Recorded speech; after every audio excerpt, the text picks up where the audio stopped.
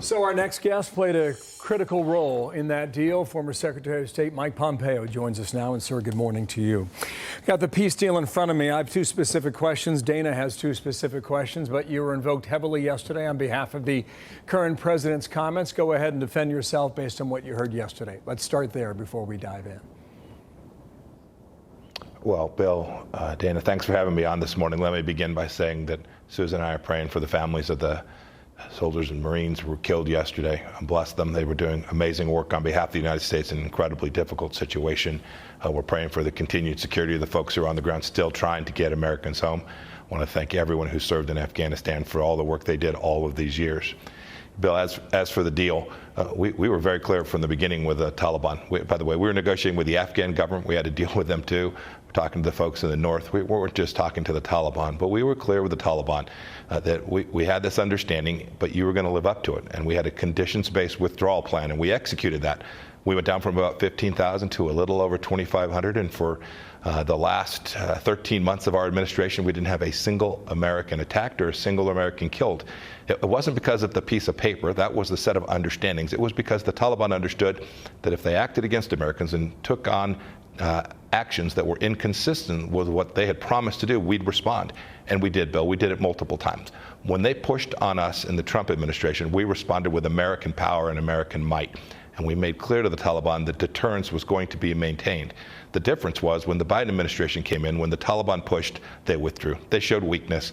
The Taliban rolled it up. They put our military in an incredibly difficult position because they weren't prepared to defend the conditions and then decided to withdraw when the conditions weren't right. Bill, you know this.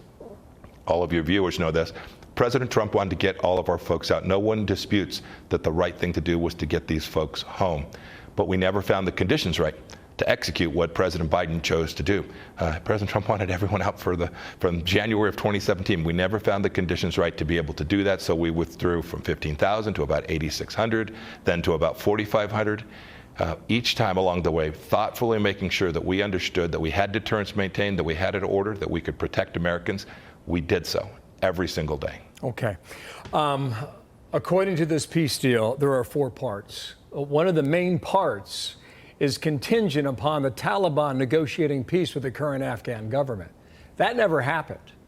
Either our side had to push them together, or this was wishful thinking. Which was it? Well, Bill, we did have to push. There's no doubt. For 20 years, the Afghans wouldn't talk to each other. But President Trump had 2 mission sets. One was to get our folks out. The second one was to reduce the risk we'd be attacked from there again. So a part of that mission, that second objective, was to get the Afghans at the table talking. We had women's NGOs in the meeting room. We had the Afghan government. We had former leaders in Afghanistan. And we had the Taliban, all beginning to try to pound out a set of conversations. We knew this would likely take years to achieve, but that peace and reconciliation process was important. So therefore, the deal, if you were going to create the stability, if you're going to create the stability you needed, Bill, you had to do it. I'm sorry, go ahead. If they did not live up to, either side live up to the deal is null and void. And then you can go back to the Taliban and say, you broke the agreement. And that did not happen. Of course. Why? Of course. Oh, no. We told the Taliban repeatedly that they were violating the agreement, Bill. Repeatedly.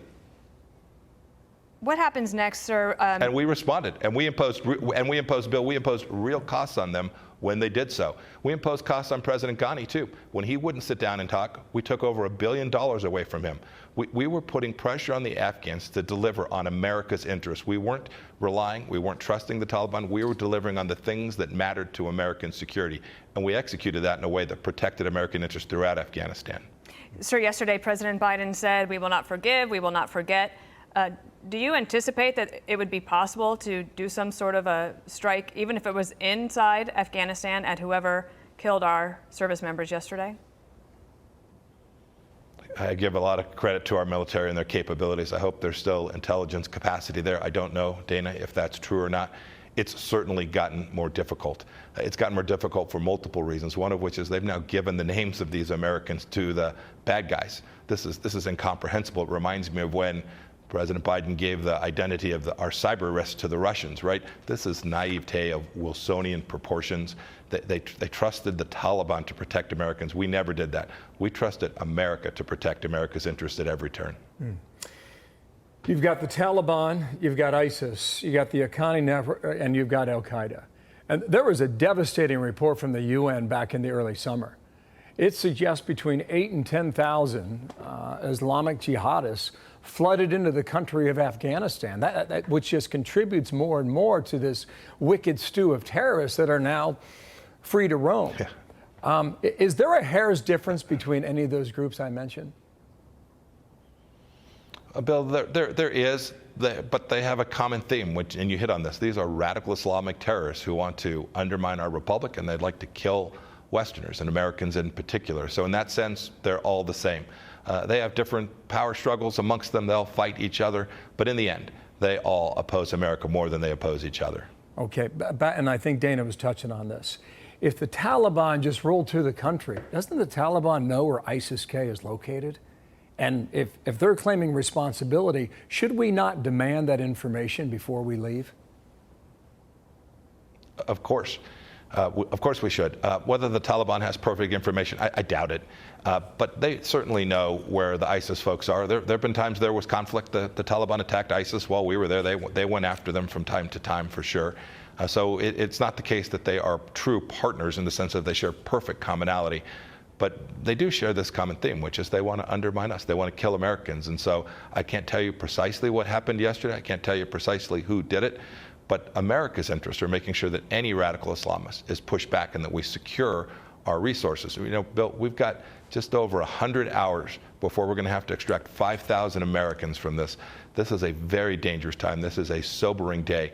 And I hope that we will show the resolve and strength necessary to protect our American interests in the way that President Trump and I did for 4 years.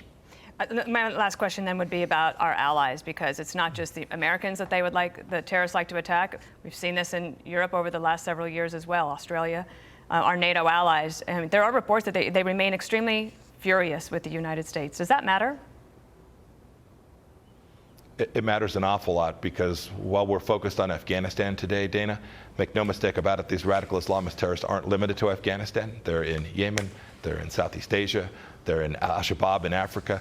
Every one of those terrorists is watching American weakness in Afghanistan, and I am sure they are all contemplating whether this isn't the moment to strike. And we will need our partners, our friends, our allies to have confidence in us in all of these places, in Afghanistan too, that we're going to be prepared to honor the commitments that we've made.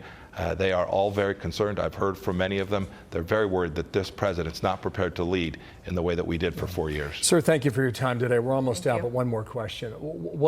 Thank you, Bill. Why did we have to release 5,000 prisoners from an Afghan jail? Why was that necessary? Bill, it was part of the set of understandings. We didn't want those 5,000 people released, but it was part of the commitments that were made. The Taliban honored some of their commitments as a direct result of that as well. You make peace with your enemies in the end. It was a decision that was made. The Afghans released those prisoners. They were in their control. In the end, President Ghani believed that he could do so in a way that was safe. It was a decision that was made as part of what was going to be a complex, years-long set of understandings that tried to deliver the stability and outcome that our soldiers had fought for 20 years, Bill. Sir, thank you for your time. We'll speak again very soon.